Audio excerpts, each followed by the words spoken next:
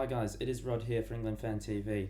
So we are currently a day out from England squad announcement for the 2022 Six Nations squad.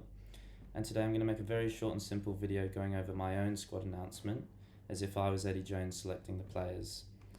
So let's get straight into that. So guys, let's get into it. Should be on your screen now my England squad for the upcoming Six Nations. I'll just quickly run through it and why I've selected some of the players. First off the bat, I've gone for Big Joe Marler. I believe he's the best scrummager in the squad. He's got lots of experience, second most capped forward, and he's been in great form for Quins for a number of seasons. And then I've got Ellis Genge, super powerful, captaining Leicester, they're top of the league. However, I would have Marler ahead of Genge just for the scrummaging. Then I've got Bevan Rodd, had an awesome autumn, been very solid for Newcastle. Got Luke Cowan-Dickie, recently a British Lion. Jamie Blamire had a great autumn, scored 2 tries, super young, got a lot of potential. Then I got Nick Dolly, again super young, very powerful and good form for Leicester. Then I got Kyle Sinclair, hasn't had his best season for Bristol, however he is very experienced on the big stage, he's a good leader, got good skills, he's a very big carrier. Then I got Will Stewart, he's an enormous man, he's a very solid backup for Sinks. Young and developing player. However, I would have Harry Williams if he was available, but I believe he's injured at the moment. And I've got Johnny Hill, again a British Lion, in form for Exeter, insanely athletic, very good on the loose. Maro Itoje, say no more. Same with Laws, Courtney Laws. And then I've got George Martin, again, very young, in form for Leicester. And he's very versatile, can play all over the back row as well as in the engine room at lock. Then I've got David Ribbons, super powerful. He's the line-out caller for Northampton, and I believe he has a much higher ceiling than the likes of Charlie Ewell, so I'd have David Ribbons in there. Then I have Alex Dombrandt of Harlequins, very, very intelligent young player, being one of the best number 8s in the Premiership for the past few seasons. Hits great lines, always finding holes in the defence, links very, very well with Smith, and he's insanely powerful. So got to have Dombrandt in the squad. Then I've got Sam Simmons. Again, over the past 2 or 3 seasons, been one of the best 8s in World Rugby, European Player of the Year a couple seasons ago, and he's scored 20 tries in one of those seasons, so definitely have Sam Simmons in there. Then I've got a bit of a wild card, Nick Ezekwa of Saracens. He's a monster of a man, he's super versatile, can play all over the back row as well as at lock. I think he deserves a chance. Then I've got Tom Willis, and if you can't have Jack Willis, let's have the next best thing, which is Tom Willis. I think he's a great ball carrier. I think he's been very unlucky not to have been capped to this point. Super powerful, great engine, getting to rucks, good old-fashioned industrial rugby player. I'd have Tom Willis in there, and then I've got Tom Curry. Now we'll get into the backs. I've got Ben Youngs, very experienced, good leader, very smart rugby player. Then I've got Marcus Smith. I've got Harry Randall before Smith. Great to bring off the bench. He's got insane stepping skills, a lot of speed, being Bristol's best player this season.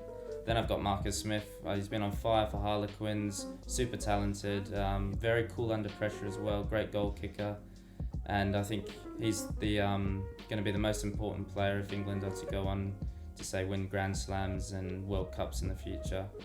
Then I've got George Ford, just been in tremendous form for Leicester this season, great backup to have. And I've got Manu Tuolangi, who is just a battering ram in midfield, and we really struggled without him last Six Nations, so I'd have Tuolangi straight back in there, even though he hasn't played much rugby this season. I think as long as he has a game or 2 before the Six Nations, I'd have Tuolangi back in, and I'd partner him with Henry Slade. And then I've got Luke Northmore, another centre, he's been in great form for Quins, good young centre. Then I've got Joe Marchant, super versatile, in great form for Quins as well, very talented, he could link very well with Marcus Smith if given the chance. And I've got Jack Now. I'd like to see him return. He's been in good form for Exeter this season, and he's had a good spell of fitness. He was struggling with injuries before, but he's been fit this season, and I'd have Jack Now back in there. Then I've got Johnny May. And then I've got Ollie Hassel-Collins, who's had a breakthrough season for London Irish, scores tries for fun. He's tall, he's quick, he's powerful. He's got all the attributes you need for a top international winger. Then I'd have Adam Radwan of Newcastle. He's just electric. He can score from anywhere on the field, and he's basically the fastest player in the squad. So I'd have Radwan in. Freddie Stewart, player of the autumn, good under the high ball, very humble boy. Got to have Freddie Stewart in there. I'd start him actually. And then Max Malins, got the most tries in the Premiership this season, so I'd have Max Malins in there. And then final category, I've just got near misses and potential call-ups if there are injuries or COVID disruptions, etc. So first off, got Sam Underhill. Just Bath have been very poor this season. He hasn't had his best season, so he drops out for me. They got Tommy Freeman, Alex Lewington of Saracens, Alex Mitchell, very good young player. Owen Farrell, I think there's better 10s at this point, so he drops out as well. Elliot Daly drops out as well. Jack Singleton of Gloucester, been very good this season, but just a couple better hookers at the moment. Alfie Barbary as well, been tremendous this season, but just a few better players in his position at the moment. Joe Hayes of Leicester, Lewis Ludlam, Ben Earl, George Furbank, Lewis Liner. Joe Simmons, unlucky not to make it, very good young player, just a few better 10s at the moment as well. And then Danny Kerr, I think he's actually the best 9 in England, but I think he's obviously had some kind of mix-up or beef behind the scenes with Eddie Jones, so he doesn't make any squads anymore. But I'd certainly, I'd have him in, but near miss in this case. So yeah, that is my England squad. Well, those are my near misses and my potential call-ups, but that's my England squad for the upcoming Six Nations, and I imagine it will be very, very different from the actual squad that's picked, but that would be ideally what I'd like to see if I could choose. So thank you for watching the video, guys, and I'll see you on the next one. Thank you.